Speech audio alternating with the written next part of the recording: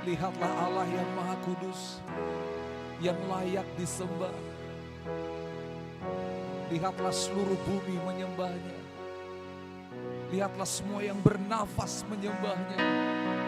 Karena itu yang dia katakan, surga dan bumi akan menyembah dia. Sebab dia Allah yang layak dipuji disembah. Firman Tuhan berkata, segala yang bernafas akan memuji Tuhan.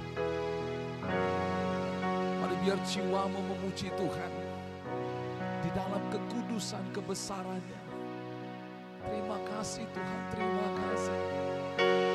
Kudus, kudus, kuduslah Tuhan.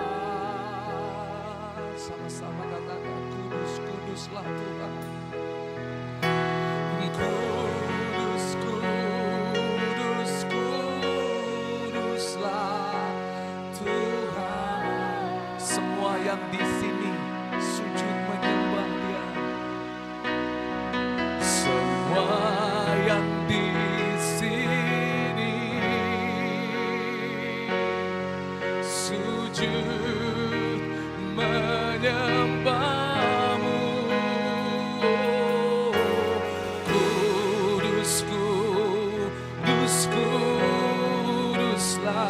Mari angkat kedua belah tanganmu.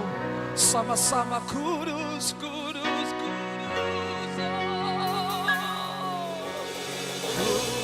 Kudus,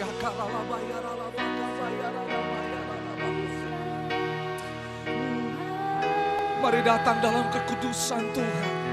Allah yang Maha Kudus. Kudus, kami haus, kami lapar. Kami rindu menyembah-Mu.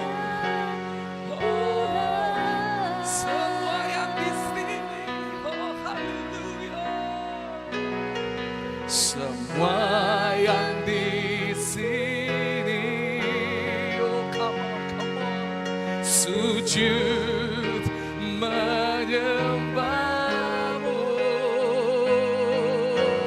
Kudusku, sama-sama sembahlah Dia.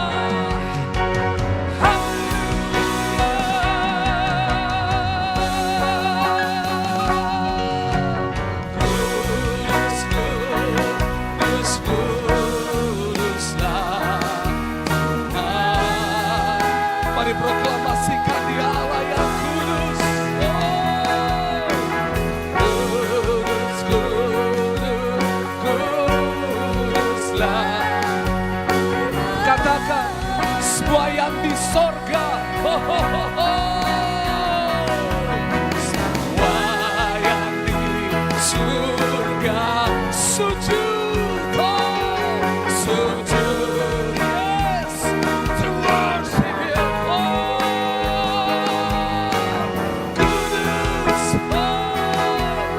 Sama-sama wakililah Makassar, wakililah Indonesia, sembah. Kudus, kudus, kudus. Kami bawa kota kami bawa bangsa kami menyembah-Mu.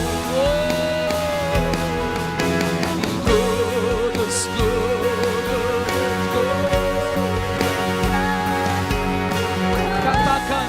Semua Indonesia, semua Indonesia, semua Indonesia. Yes it is, yes it is. Sujud menyembah-Mu.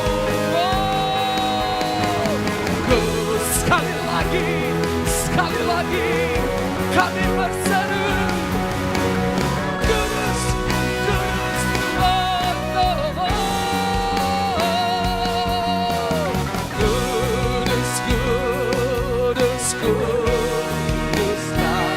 Kami rindu satu kali doa.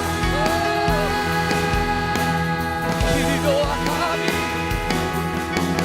Kudus, kudus. Katakan sama-sama, semua bangsa-bangsa, ini yang kami percaya. Semua bangsa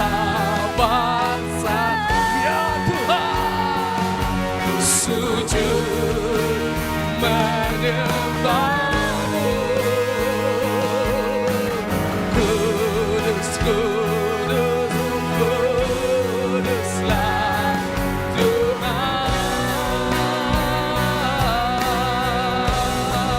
Semua bangsa-bangsa, semua bangsa-bangsa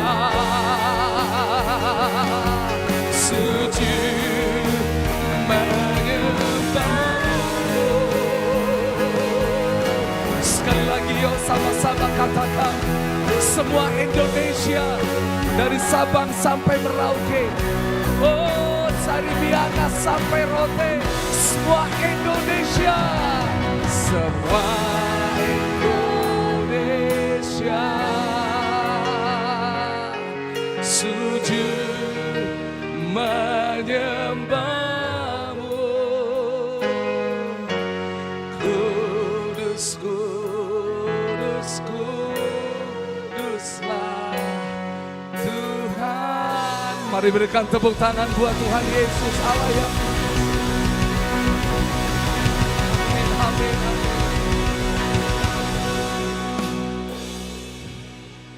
Kami percaya karena Engkau yang berfirman,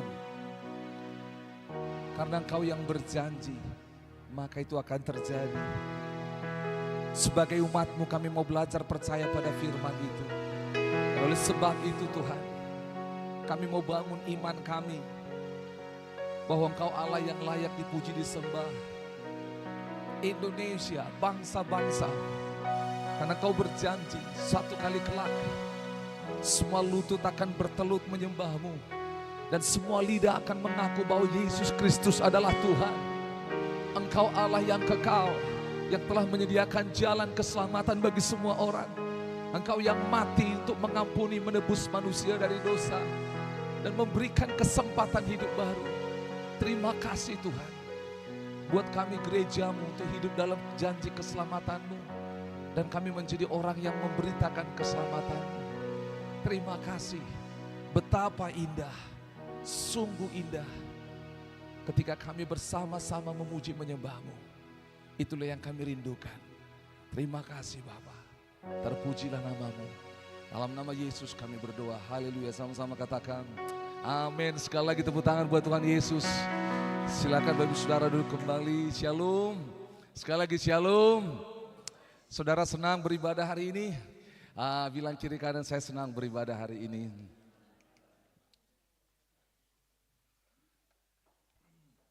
Bapak Ibu Saudara, kita bersyukur bahwa gereja kita terus diperlengkapi oleh Tuhan untuk memberitakan kabar baik. Amin. Tema kita tahun ini adalah benar-benar murid Kristus. Katakan sama-sama, benar-benar murid Kristus. Saudara, menjadi murid itu tidak mudah, tetapi menjadi murid adalah sebuah kebanggaan. Amin. Katakan, menjadi murid Kristus adalah kebanggaan. Coba bilang kiri kanan, menjadi murid Kristus adalah kebanggaan. Saudara dengar, ada sebuah film Tionghoa, film Chinese, film yang sudah masuk di Hollywood, namanya itu Ip Man. Berapa orang pernah nonton Ip Man? Wah, ya, yang bela diri, ya, betul. Saudara tahu apa yang terjadi? Ternyata Ip Man ini, mengapa film ini begitu terkenal? Karena salah satu atlet bela diri yang terkenal dari Tiongkok dan bahkan menjadi bintang film terkenal, namanya siapa? Bruce Lee, adalah murid dari Ip Man, betul? Jadi kalau saudara nonton film itu Ip Man 1, 2, 3 sampai yang keempat, maka apa yang terjadi? Kita tahu sama-sama bahwa Ip Man dipakai Tuhan, Ip Man itu mencatat sejarah dan dia mengajar yang namanya Bruce Lee untuk bisa menjadi seorang karateka atau seorang atlet bela diri yang sangat hebat. Kecepatan tangannya, kecepatan kakinya, wah, dan dia ada punya suara-suara, wow, betul? Saudara pernah nonton itu? Nggak tahu Bruce Lee? Wah, itu ya. Nah, kita beda zaman ya. Saudara dengar baik-baik. Itu sebabnya sebagai murid, saudara tahu apa yang terjadi? Sebagai murid dia belajar untuk mendisiplin diri, dia belajar, dia training, dia memperlengkapi diri, dia meregangkan ototnya, dia tidak lelah, Dan sampai akhirnya semua pembelajaran itu membawa dia sampai kepada puncak. Oleh sebab itu Bapak Ibu Saudara, ini menarik. Kalau Bruce Lee saja yang murid Gipman bisa seperti itu, apalagi kita murid Kristus. Amin. Saudara, bayangkan siapa gurunya. Bayangkan siapa gurunya. Bilang kiri kanan, bayangkan siapa gurunya. Oke ya, siapa guru saudara? Betul, siapa guru kita? Siapa guru kita? Tut Wuri Handayani katanya ya. Ada guru kita. Wah, ada apa? Ada 3 semboyan daripada pendidikan Indonesia. Dikatakan apa? Dari Tut Wuri Handayani itu sebenarnya ada semboyan. Yang pertama, Ingarso Sung Tulodo, yaitu di depan untuk menjadi teladan. Terus Ingmadia Mangun Karso, di tengah untuk membangun jembatan, membangun hubungan satu dengan yang lain. Terakhir, Tut Wuri Handayani, yaitu meniru, meneladani yang terbaik. Saudara, itu sangat alkitabiah. Itu sebabnya kita sebagai gereja Tuhan menjadi murid Kristus, kita meniru teladan Kristus. Amin. Sama-sama katakan, sebagai murid Kristus, meniru teladan Yesus. Nah, Bapak Ibu Saudara, hal yang dilakukan Yesus di muka bumi ini adalah seperti yang dikatakan di kitab Lukas, dia datang untuk mencari dan menyelamatkan yang terhilang. Amin. Sama-sama katakan, mencari dan menyelamatkan yang terhilang. Saudara dengar baik-baik, mencari itu tidak mudah. Dan lebih lagi menyelamatkan itu tidak mudah. Tetapi seru, katakan sama-sama, seru. Mengapa saya ajak saudara untuk mengulang-ulang mengatakan? Karena ini aspek pedagogis. Kalau saudara belajar sama-sama, bahwa salah satu cara terbaik untuk mengajar seseorang adalah mengucapkan berulang-ulang. Ya, bilang kiri kanan, mengucapkan berulang-ulang. Gitu ya, tepuk pundak kiri kananmu, bilang, ucapkan berulang-ulang.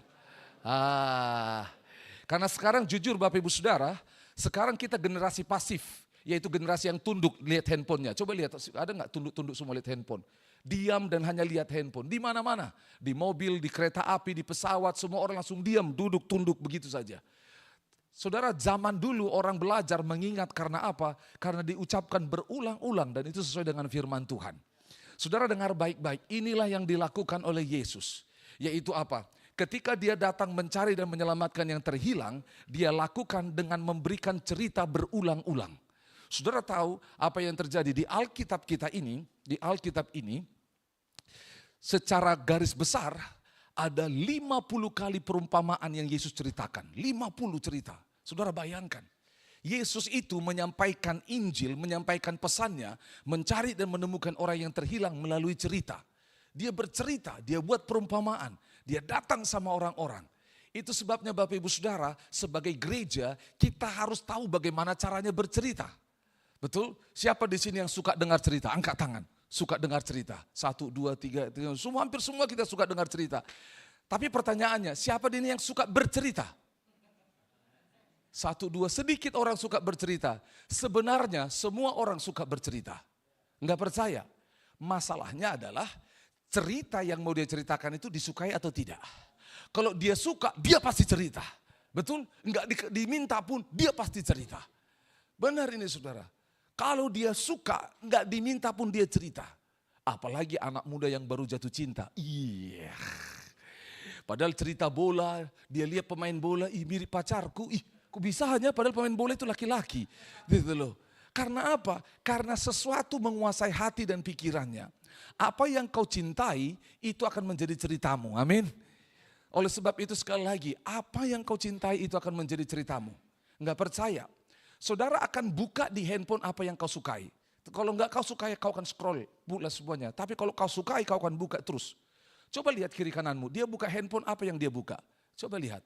Kalau orang buka video porno, berarti dia suka dengan hal pornografi. Kalau orang buka tentang cerita drama Korea, berarti dia sedang suka dengan drama Korea. Kalau dia lihat yang namanya browsing pakaian-pakaian, model, berarti dia suka tentang pakaian. Kalau dia browsing soal makanan, berarti dia suka soal makanan. Sekali lagi, apa yang kita sukai itu pasti akan kita cari. Tapi dengar baik-baik. Berkenan dengan Injil, itu bukan bicara soal selera, suka atau tidak. Masalah adalah kalau sampai kita tidak suka Injil, ada yang masalah, ada yang salah. Bukan soal selera, saya enggak selera tuh, bukan. Saudara, kita tidak akan pernah punya selera tentang Tuhan. Tidak ada manusia yang punya selera tentang Tuhan. Tidak ada manusia yang tertarik tentang Tuhan. Why? Karena sejak dari awal manusia sudah jatuh dalam dosa. Dia sudah menolak Tuhan. Habitnya, natur manusia berdosa, tidak suka dengan hal tentang Tuhan. Itu sebabnya saudara dengar apa yang terjadi. Kita harus tanda kutip mengalami Tuhan dengan cara apa? Terkadang-kadang memaksa diri kita. Katakan memaksa diri. Mengapa memaksa diri? Contoh, Bapak Ibu Saudara, pernah di sini saudara sakit dan waktu sakit kita tidak selera makan, betul? Saudara dengar baik-baik, apakah dokter peduli dengan seleramu waktu kau sakit? Tidak. Kita harus makan, mau selera atau tidak, benar? Saya tanya saudara, obat itu enak atau tidak enak? Pahit, tidak enak, tetapi apa? Mau kau bilang itu tidak enak, mau bilang itu pahit, tapi kita harus makan. Kadang-kadang saudara ini yang harus kita tahu sama-sama. Soal ikut Tuhan, soal Injil, soal Yesus, soal ibadah, soal berdoa, soal baca firman. Bukan soal selera. Karena sekali lagi selera kita adalah dosa. Selera kita berbuat jahat. Selera kita menantang Tuhan. Oleh sebab itu dengar, kita semua sakit. Itu sebabnya Yesus datang mencari dan menyelamatkan kita yang sakit. Supaya kita menjadi sembuh, katakan amin. Karena saudara dengar baik-baik, kalau kita tidak ditemukan Yesus, di bumi ini kau akan sakit, bahkan sampai di kekekalan, kau akan sakit selama-lamanya di neraka. Tetapi ketika di bumi ini kita orang sakit, ditemukan oleh Yesus, dia sembuhkan, sampai di kekekalan kita mengalami kesembuhan, katakan amin. Itu sebabnya dengar baik-baik, ini bukan soal selera, katakan ini bukan soal selera. Katakan kiri kanan, ini bukan soal selera. Ini soal ketaatan, bilang. Oke, saudara, kita akan belajar firman Tuhan hari ini. Judul hari ini adalah ceritaku, ceritamu, dan cerita Tuhan. Wah, bilang kiri kanan, ceritaku, ceritamu, dan cerita Tuhan. Baik, hari ini kita akan bercerita. Saudara sama-sama buka Yohanes pasal yang keempat. Saudara, kita sudah belajar apa itu Injil. Dan kemarin Pak Leo menceritakan juga bagaimana Injil itu mentransformasi hidup kita. Injil mengubahkan hidup kita. Itu sebabnya Injil ini begitu luar biasa. Kita akan belajar bagaimana Injil ini bisa disampaikan. Karena sekali lagi kita harus punya keyakinan terhadap Injil. Katakan keyakinan terhadap Injil. Karena apa? Kita belajar 2 minggu yang lalu. Injil adalah apa? Kekuatan Allah yang menyelamatkan semua orang. Ingat baik-baik, kekuatan yang menyelamatkan semua orang yang percaya. Saudara, kita tahu bahwa semua orang sedang ada dalam dosa dan butuh keselamatan. Jalan keluarnya adalah siapa? Yesus Kristus. Saudara, ini ada 4 fakta yang harus saudara ketahui. Katakan sama-sama, 4 fakta. 4 fakta ini tanda kutip dialami oleh semua orang. Fakta yang pertama adalah kita harus tahu bahwa Allah punya rencana yang indah. Katakan sama-sama, Allah punya rencana yang indah. Saudara, rencana yang indah ini menjadi hebat karena Allah sendiri yang membuatnya. Karena Allah sendiri yang membuatnya. Kalau rancangan saya pasti tidak indah. Karena saya bisa rusak. Tetapi kalau Allah sendiri tidak akan rusak, saudara. Makanya dia berkata, rencana indah ini dia buat dalam Yohanes 3 ayat 16. Apa yang dikatakan Yohanes 3:16? Karena begitu besar kasih Allah akan dunia ini. Terus, terus, ya, terus, betul, dikatakan supaya semua orang tidak binasa. Wah, jadi rencananya luar biasa. Rencana Allah itu dimulai dengan kasih yang besar. Katakan kasih yang besar. Bilang coba sama-sama dengan saya, ikuti cara saya. Kasih yang besar. Kita buat gaya anak muda. Tangannya semua tangannya lepas dulu, pegang sesuatu ya. Bikin love dulu tangannya, oke? Kasih yang besar. Sudah? Ya. Nggak apa-apa kalau kena kiri kananmu, minta maaf ya. Sekali lagi yuk, 1, 2, 3 tangannya. Kasih yang besar. Nah, saudara, saking besarnya kasih Allah ini, dia itu untuk semua orang. Dan kasih ini sampai pada kesudahan sehingga dia berkata, tidak binasa. Tidak binasa. Saudara tahu apa yang terjadi? Ada banyak dewa-dewa yang menginginkan kebinasaan orang-orang. Ada banyak yang namanya Allah-Allah palsu yang menginginkan kebinasaan. Kalau engkau tidak ini, kau akan binasa. Tapi dia tidak. Dia punya rencana yang indah. Habis dia punya rencana yang indah, kita tahu sama-sama bahwa ada yang namanya kondisi manusia. Katakan sama-sama kondisi manusia. Apa kondisi manusia, saudara? Kita ini sebagai orang apa? Berdosa. Katakan sama-sama orang berdosa. Nah, orang berdosa ini yang dicatat di dalam kitab Roma pasal 3 ayat 23.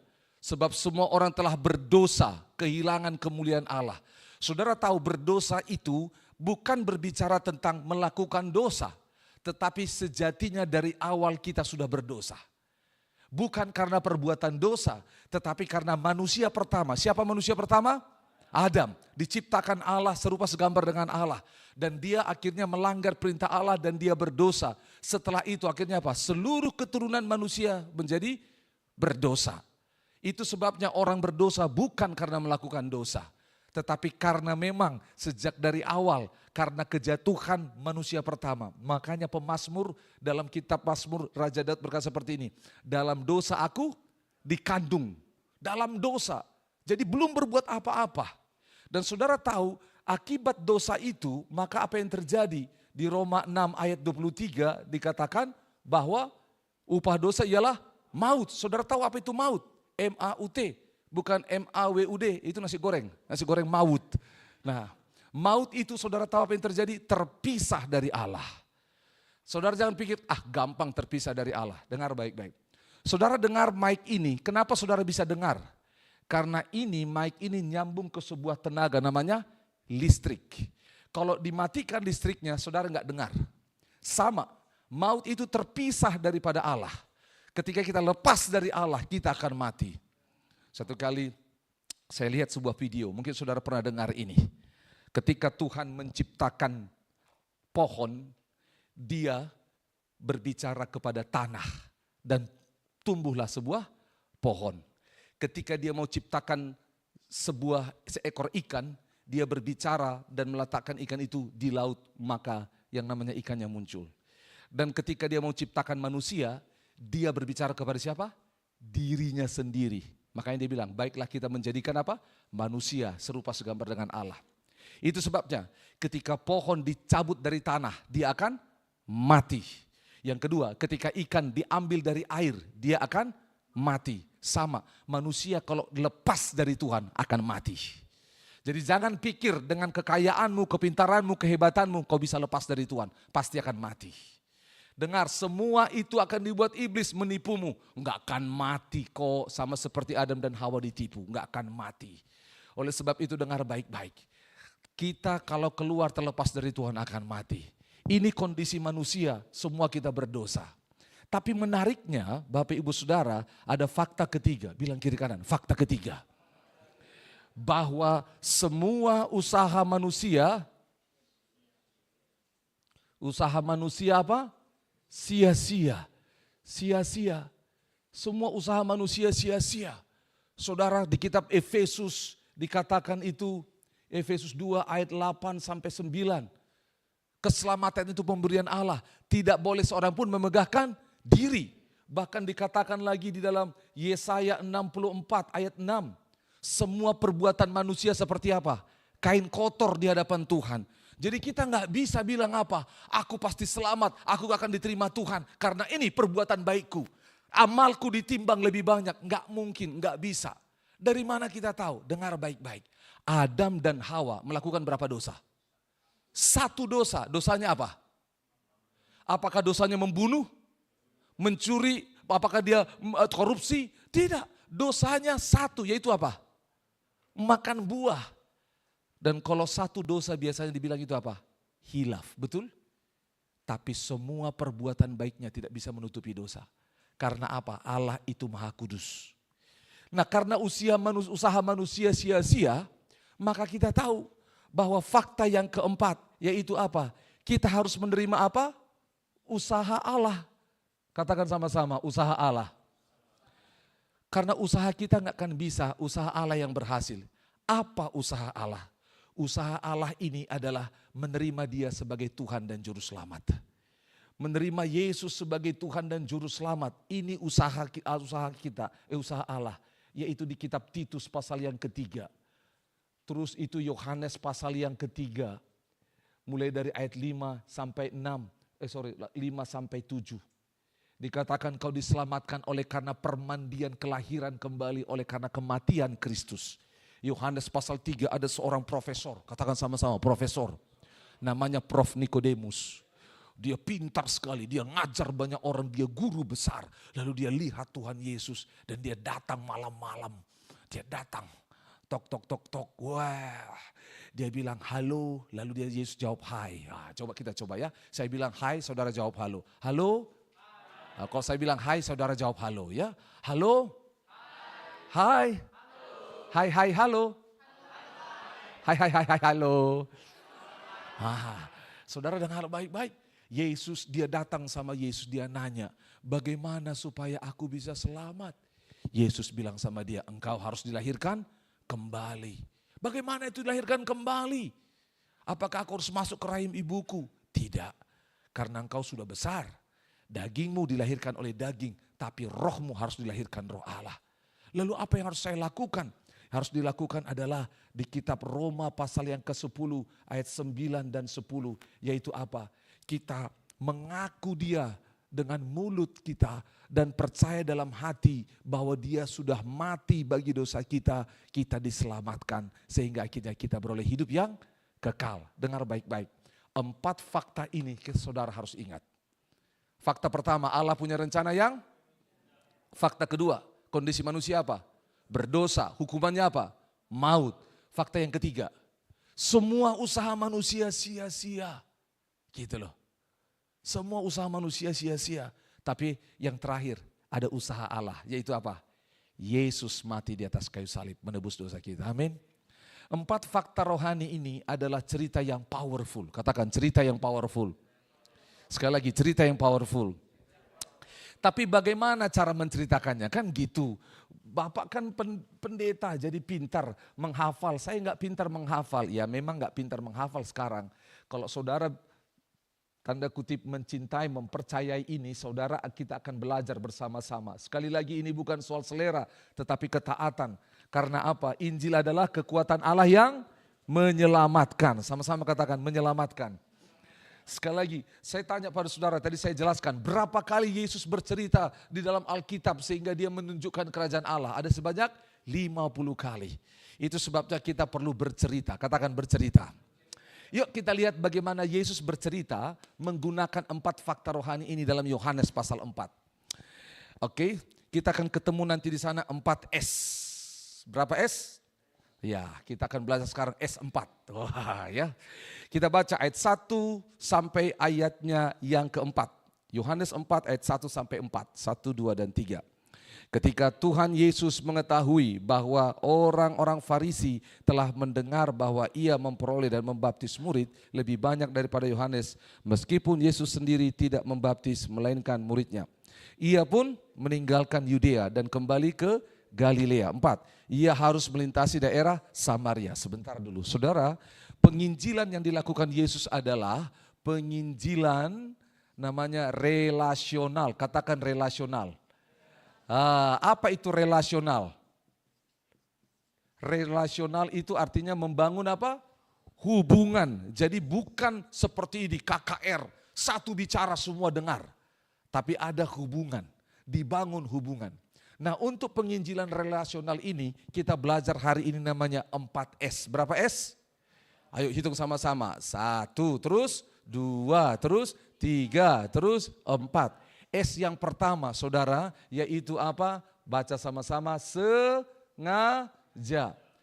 Kalau umpamanya mau penginjilan itu perlu sengaja, bercerita itu perlu sengaja. Coba sengaja sentuh kiri kananmu. Kiri kananmu coba sentuh. Oke, dengar baik-baik. Kalau engkau diam-diam tidak sengaja sentuh dia, tiba-tiba ada yang jamah dia apa? Saudara dengar baik-baik. Itu sebabnya Allah sengaja turun ke bumi. Dalam rupa siapa? Yesus. Dia sengaja turun ke bumi. Dia bisa kok kirim malaikat. Dia bisa kirim nabi. Tapi ini dia sengaja turun ke bumi. Sama seperti Yesus. sengaja melintasi Samaria. Saudara, kita harus sengaja membangun hubungan dengan teman. Siapa di sini yang punya teman, keluarga yang belum percaya kepada Tuhan? Angkat tangan. Teman, dosenmu, tetanggamu, pasti kita punya, betul? Tukang beca, tukang sayur, betul? Semua belum percaya. Jadi kita harus bangun hubungan dengan mereka. Sengaja, katakan sama-sama, sengaja. Dan saudara dengar baik-baik, sengaja ini tanda kutip kita tahu sama-sama harus sengaja mendoakan orang. Sengaja peduli, katakan sengaja berdoa. Sengaja peduli. Harus sengaja. Gitu loh, sengaja peduli segala sengaja kunjungan. Saya bersyukur, mana Om Yodan? Oh di belakang. Ya. Dia kemarin ketemu sama siapa? Kion ya. Kemarin ketemu sama Kion, sengaja ya. Sengaja bikin janji, ketemu, ngobrol, dan ajak 2 adik baru. Siapa nama adik? Telis dan Dion. Wah, lihat. Kalau Om Yodan gak sengaja ketemu sama Kion, dan ngobrol, dan kemarin ketemu sama Telison juga di sana, ngobrol baik, senang punya teman, dan akhirnya bisa ajak Dion satu lagi. Sekali lagi, katakan sama-sama, sengaja. Ada gak yang di sini tiba-tiba bertobat? Tiba-tiba berdoa, tiba-tiba cinta Tuhan, tidak ada. Pasti kita sengaja didatangi, diinjili, didoakan orang. Sengaja. Ada yang enggak di sini? Saudara dari tadi malam saudara tidur, saudara tiba-tiba tutup mata, engkau mandi, tiba-tiba naik Grab, tiba-tiba ada di sini. Saya ada di sini. Enggak ada saudara. Pasti semua saudara yang datang di sini karena sengaja. Entah engkau menyengajakan dirimu atau orang lain sengaja mengajakmu. Gitu loh. Nah, yang pertama sengaja. Yang kedua, kita baca lagi yuk. Ayat yang kelima. Maka sampailah ia di sebuah kota Samaria yang bernama Sikar di dekat tanah yang diberikan Yakub dahulu kepada anaknya Yusuf. Di situ terdapat apa? Sumur Yakub. Katakan sama-sama, sumur. Sumur itu bicara tentang apa? Sehari-hari. Sumur itu adalah kebutuhan sehari-hari. Saudara bayangkan kalau sumber kita adalah air, apakah saudara datang sekali seminggu ke sana? Mati kita saudara. Jadi Injil itu diceritakan dari kehidupan sehari-hari. Katakan kehidupan sehari-hari. Contoh, siapa di sini suka bola? Mau futsal kah, bola kah? Siapa? 1, 2, 3, udah. Lewat bola. Siapa di sini suka musik? Ya sudah. Siapa di sini suka makan-makan? Weh. Jadi lewat hal sehari-hari. Lewat hal sehari-hari. Jadi saudara jangan berpikir menyampaikan Injil itu lewat gimana ya? Aduh saya harus sekolah STT dulu. Atau Tuhan aku berdoa munculkanlah malaikatmu dari sorga. Tidak, tidak harus seperti itu. Tetapi dari hal sehari-hari. Betul? Lanjut saudara, lanjut lagi, lompat. Di ayat yang ke-9. Mulai ayat 7. 1, 2, 3. Maka datanglah seorang perempuan Samaria hendak menimba air. Kata Yesus kepadanya, berilah aku minum. 9. Maka kata perempuan Samaria itu kepadanya, masakan engkau seorang Yahudi minta minum kepadaku seorang Samaria. Terus ada tanda kurip sebab orang Yahudi tidak bergaul dengan orang Samaria. 10. Jawab Yesus, jikalau engkau tahu tentang karunia Allah dan siapakah dia yang berkata kepadamu, berilah aku minum, niscaya engkau akan meminta kepadanya dan ia akan memberikan kepadamu air hidup. Saudara dengar baik-baik. Ini bicara soal apa? Sharing. Katakan sama-sama, sharing. Saudara kalau dibelah yang namanya Yohanes pasal 4 itu ada 15 kali mereka berbicara bersaut-sahutan. Berapa kali? 15. Perempuan Samaria 7, Yesus 8. Berapa kali perempuan Samaria berbicara? 7. Yesus berapa kali? 8. Itu artinya apa? Sharing, berbagi. Jadi Injil itu diceritakan bukan satu arah. Itu saudara seperti motor balap saudara. Enggak, Yesus berkata, beri aku minum. Dia bilang, kenapa kau minta minum? Kita kan enggak bersaudara. Kalau kau tahu siapa yang minta minum ini, tuh terus timbal balik, saudara. Timbal balik.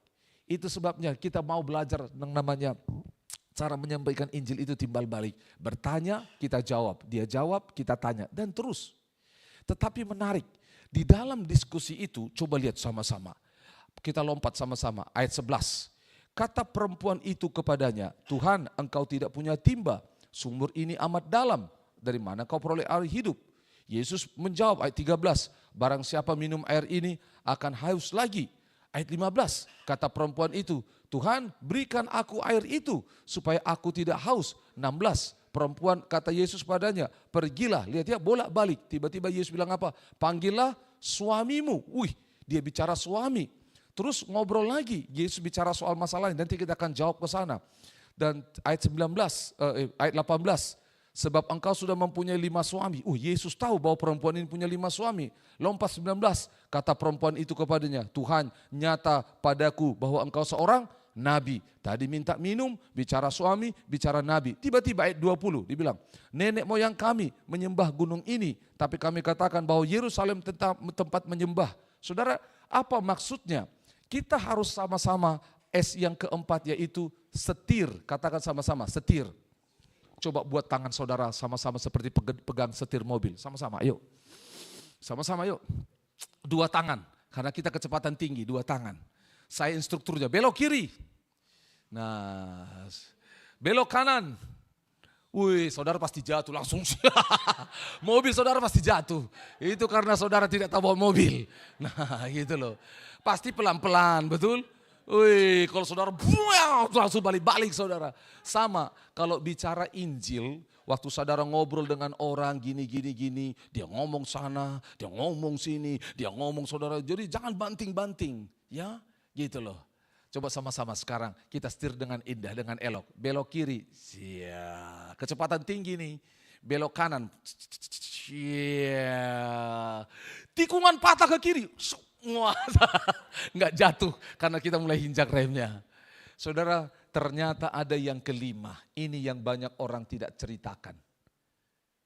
Yaitu apa? Yang kelima. Coba lihat sama-sama. Kita lompat. Ayat yang ke-26. Mulai 25. Jawab perempuan itu kepadanya, aku tahu bahwa Mesias akan datang, yang disebut siapa?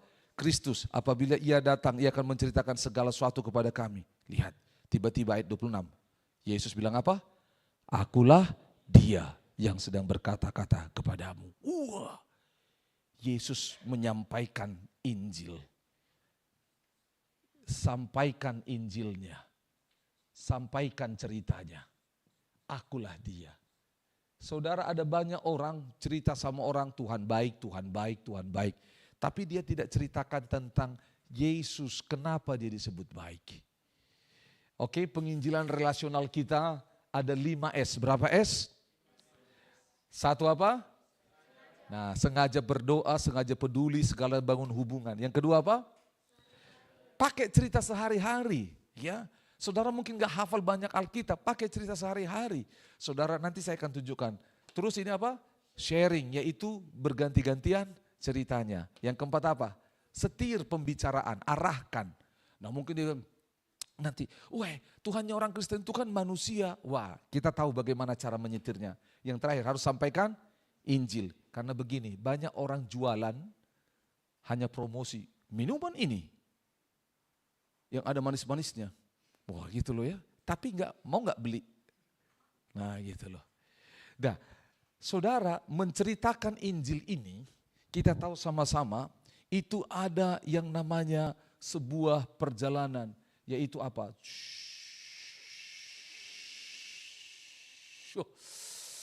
Ada yang namanya 3 puncak. Berapa puncak? Ada 3 puncaknya. Dan Yesus gunakan ini dengan baik.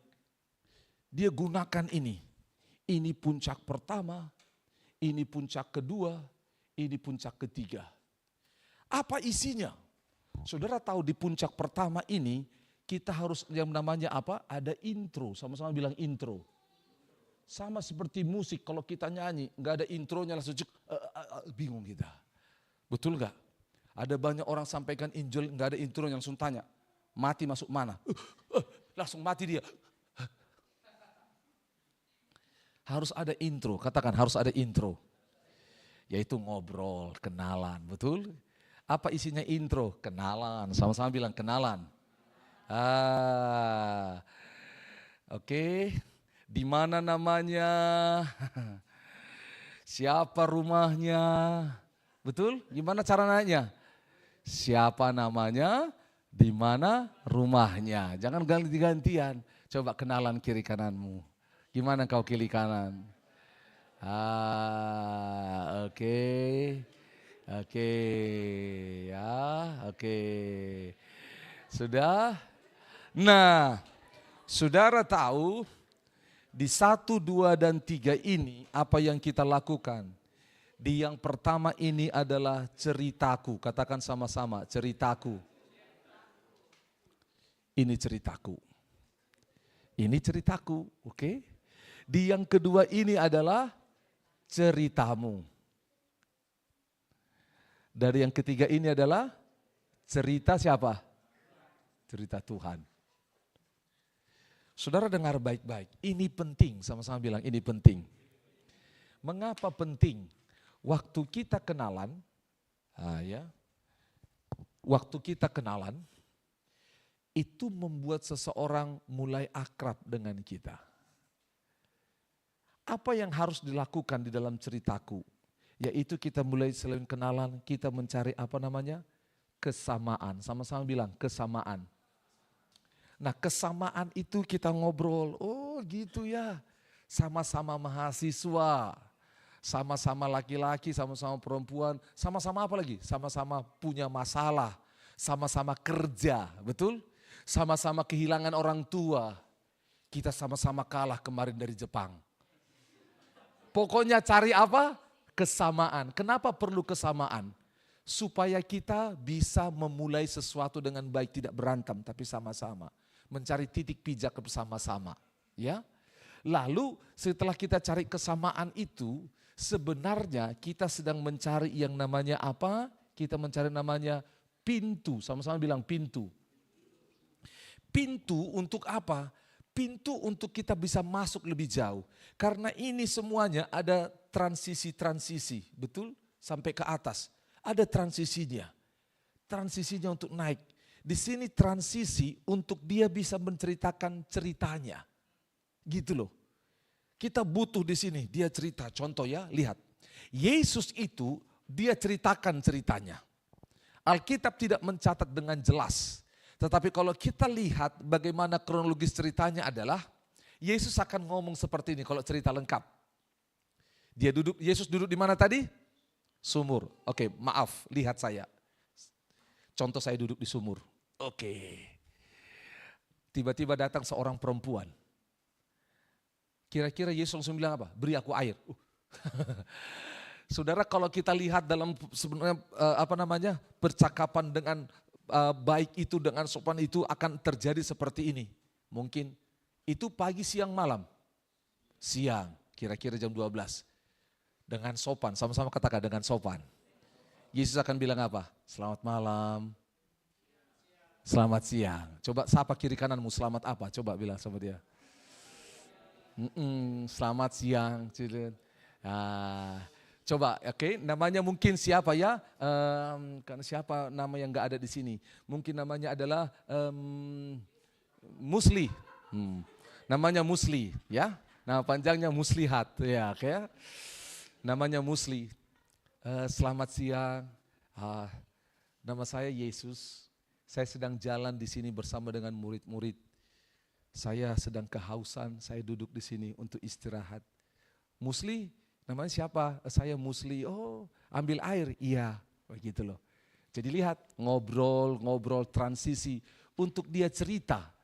Karena kalau umpamanya tidak ada transisi, dia nggak mau bercerita kepada kita.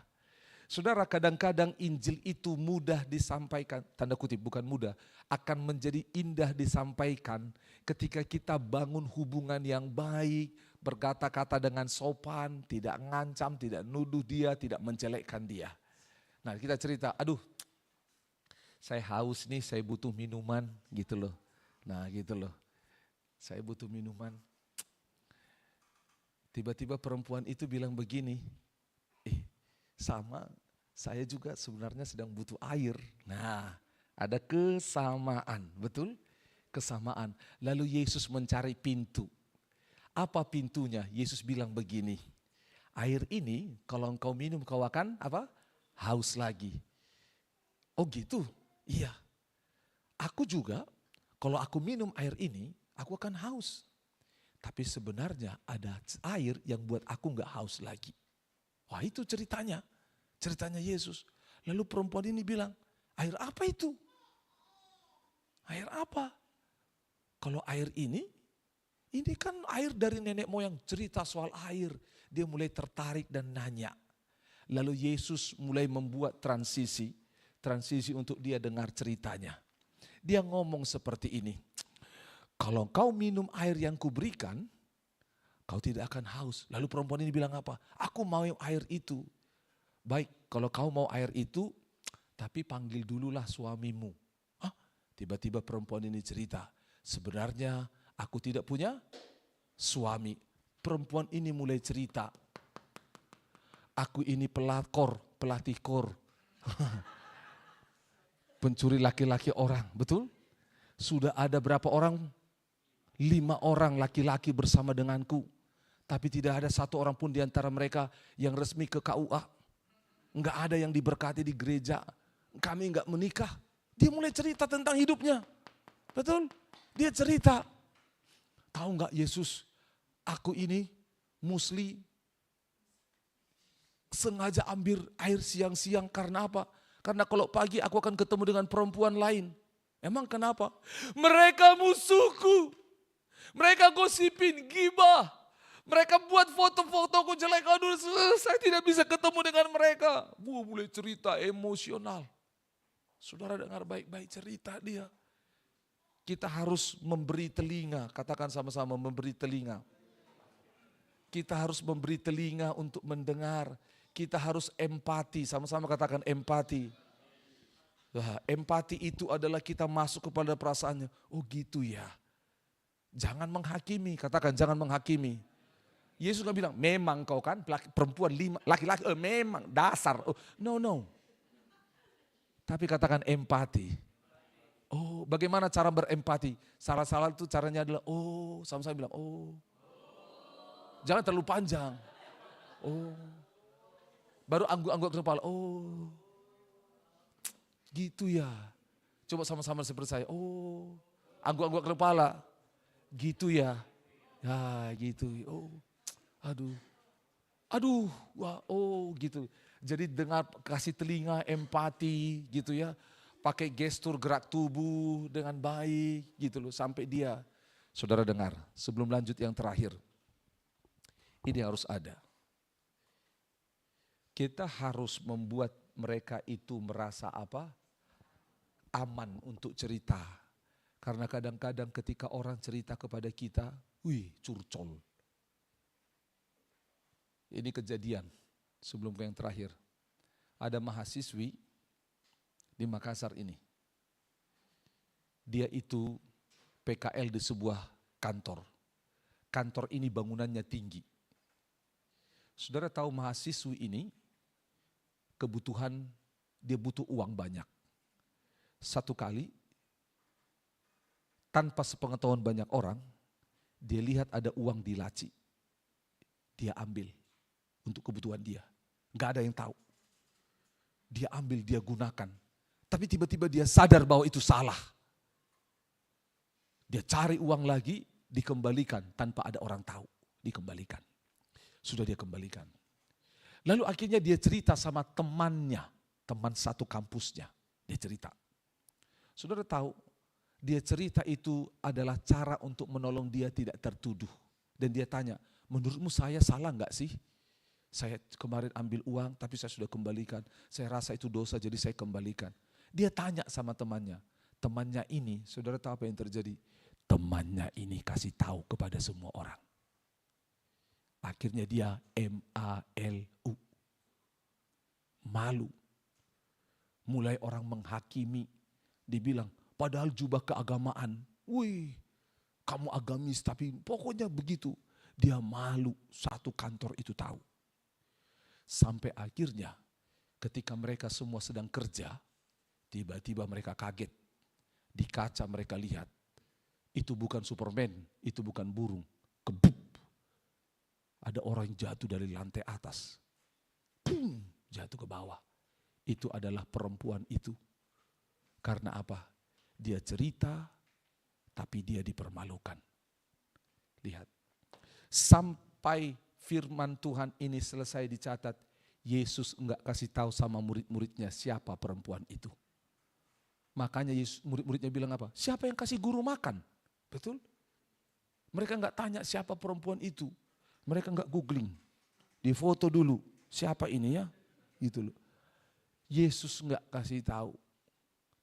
Itu sebabnya aman. Orang berdosa, orang yang punya masalah butuh teman yang bisa menyimpan rahasia mereka. Untuk kita bersama-sama bawa rahasia itu kepada siapa? Tuhan. Yang terakhir, Yesus dia cerita tadi. Ini adalah kesimpulan. Katakan sama-sama, kesimpulan. Kesimpulannya adalah, lihat apa yang terjadi. Perempuan itu dia sadar. Sadar tentang apa? Dua hal. Berapa hal? Satu, dia sadar bahwa dia apa? Berdosa. Yang kedua, dia sadar bahwa yang dia temui itu adalah siapa? Tuhan. Dia butuh Tuhan. Dia tidak butuh laki-laki lain. Dia tidak butuh yang namanya orang lain memuaskan dia. Dia bilang, sumur ini dalam. Engkau tidak punya timba. Bagaimana kau bisa ambil air? Seakan-akan dia ngomong begini, aku sudah jatuh dalam dosa, dalam sumur dosa yang sangat dalam. Engkau gak bisa angkat aku. Sumur ini dalam, dosaku dalam, jauh sekali. Kita harus cerita sama dia, saya gak bisa. Tetapi ada orang yang bisa mengangkat engkau dari sumur dosa. Siapa namanya? Yesus. Siapa itu? Yesus. Harus sadar bahwa orang itu butuh Tuhan, gitu loh. Sadar. Kita harus bawa dia. Itu sebabnya saudara dengar baik-baik. Saya tutup di sini. Nanti minggu depan dan terus kita akan lanjut menggali ini lebih dalam.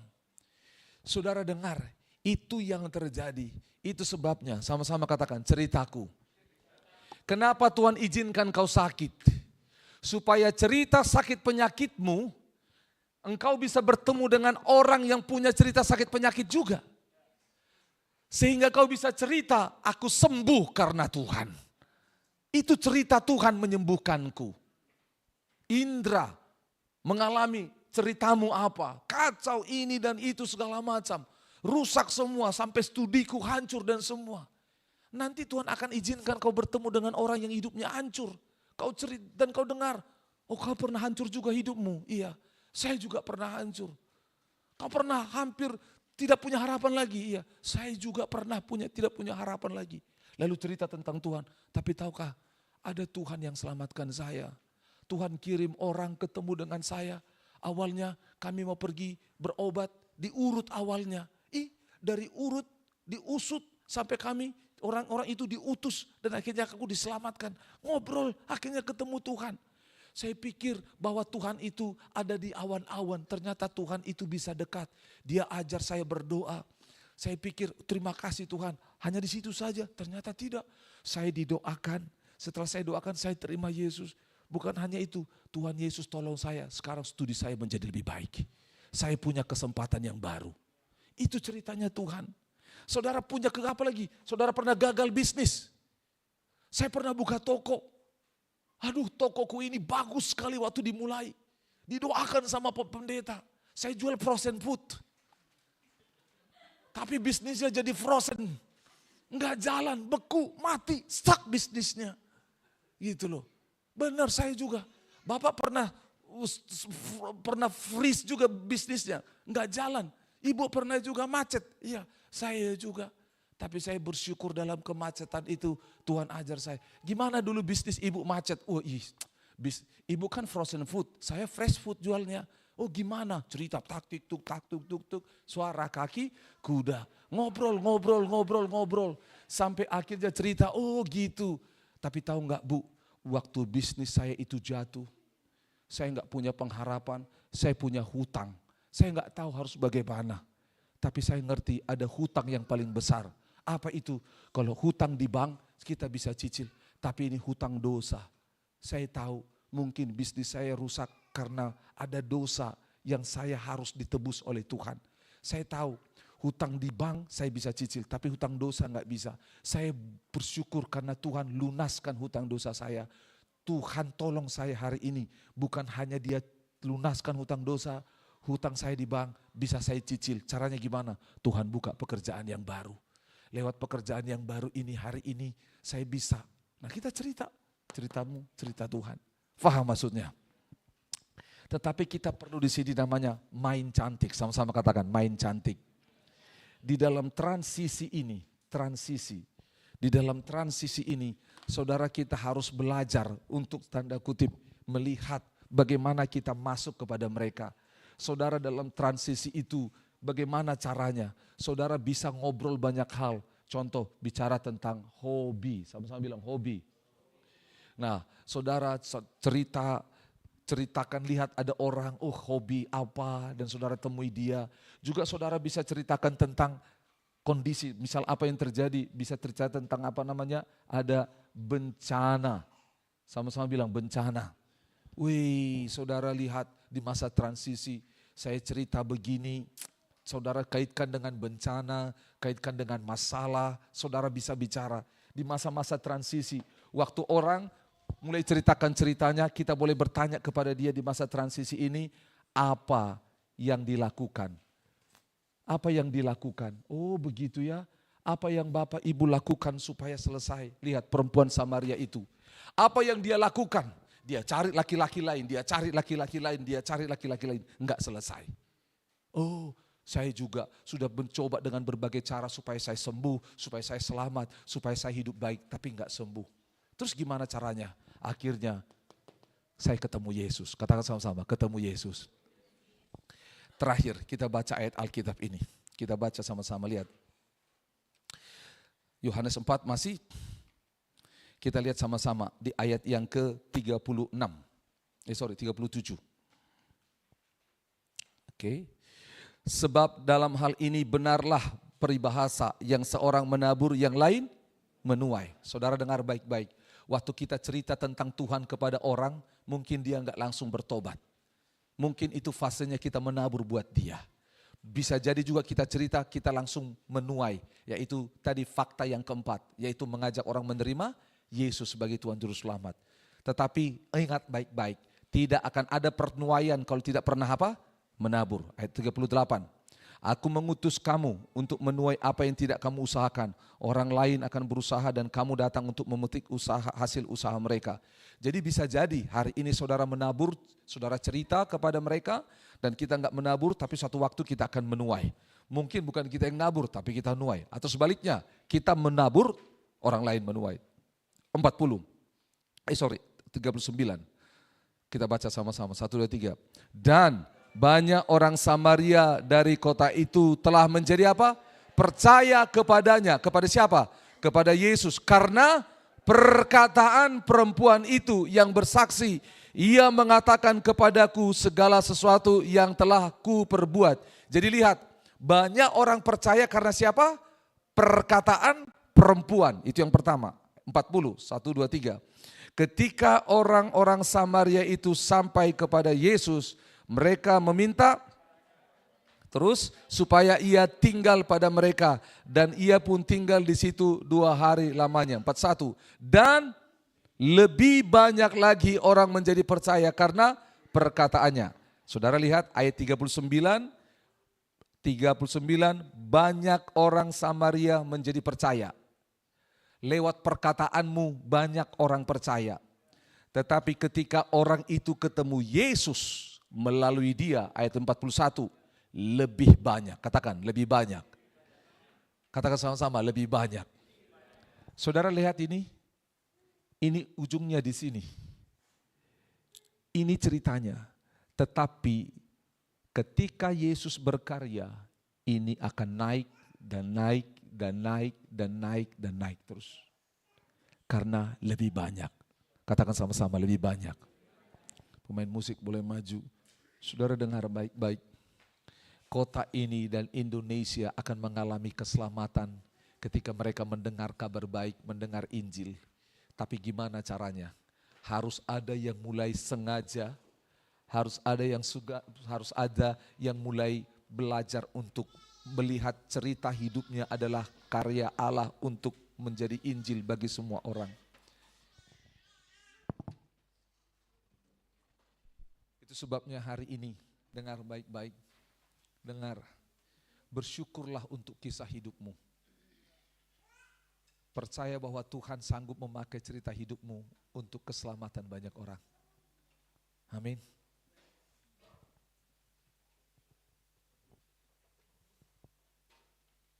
Percaya bahwa Tuhan sanggup mengerjakannya. Mari kita teduhkan hati, kita berdoa.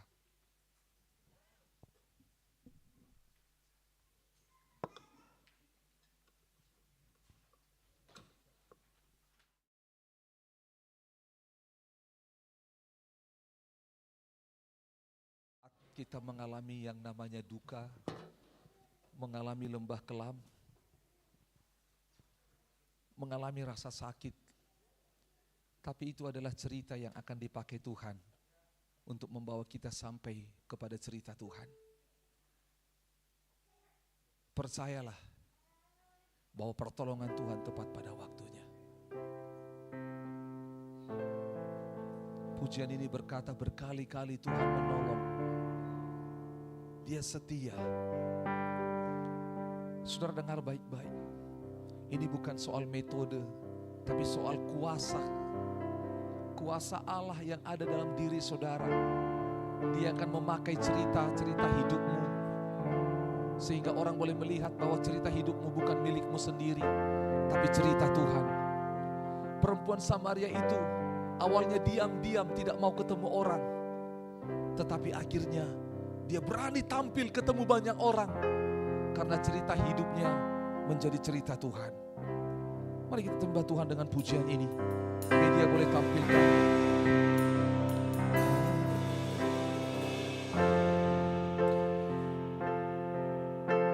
Terima kasih Tuhan. Terima kasih Tuhan. Kami percaya. Terpujilah Engkau Allah yang membuat semuanya menjadi indah. Mari kita bangkit berdiri sama-sama, katakan.